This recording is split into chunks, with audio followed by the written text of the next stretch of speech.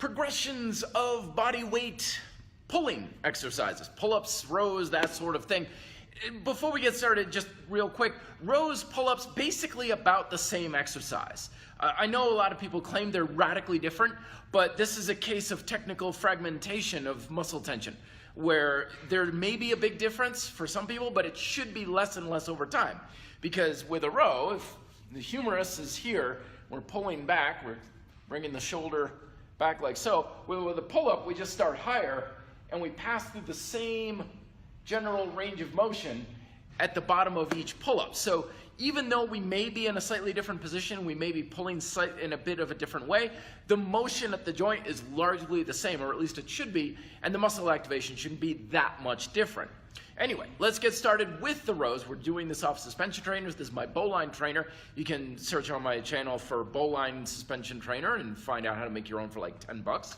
We're just going to start off with an angle, and we're pulling ourselves up. Very big range of motion. Keep tension in your biceps, your shoulders, your lats, your entire back, also your glutes and your hamstrings.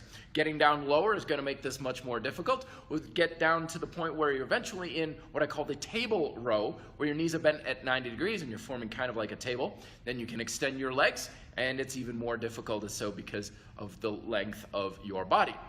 You can also make this a little bit more difficult with crossing your feet, so you have less support from your lower body as well. Once you get to that point, you can start with seated pull-ups, where you bring your handles to the height where you're seated on the floor, and you're pulling yourself up. The more your feet are closer to your hips, the easier this is going to be. And just as with the table rows, the more you extend out your legs, the more difficult it will be. You can also cross your legs like so, and that's going to be a much more difficult way. This is a great exercise for really helping you dial in the tension in your back and learning how to keep tension at the bottom position with your arms overhead and pulling your chest up into your hands. It also gives you the freedom to have whatever grip position you like with the suspension trainers.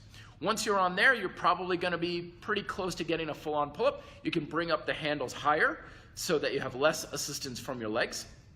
Or you may even be able to just give the full-on pull-ups a shot. With these types of pull-ups, don't feel like it has to be perfect the first time out. Remember, getting a good exercise, good workout, depends on tension in the muscle.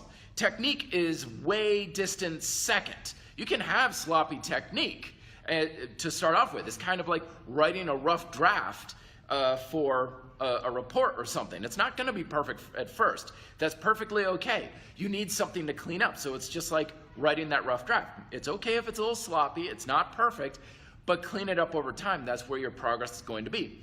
Driving your chest up into your hands, coming down into a full range of motion here, keeping your abs tense, your glutes, your hamstrings as well, making sure that your tension doesn't turn off at the bottom position. Once you're starting to get comfortable with the full hanging pull-up, start working towards using the center line element to bring your hands in closer. So now you have the close grip pull-up as well. This requires a lot more dexterity in your shoulders, keeping the back of your shoulders on and your lats as well, and also having your elbows point forward as much as possible.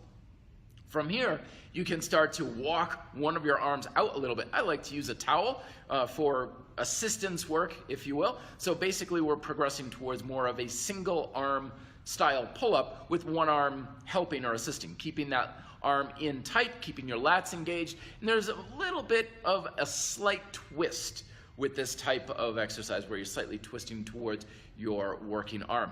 Eventually, your arm gets all the way out to the side, and you're getting some pretty good amount of resistance through that one working side of your body. And then you can move on to where you have one arm behind your back and you've got your full arm, one arm pull-up going on. So there's basic pulling progression exercises for you. More stuff here, comments below. Be fit, live free.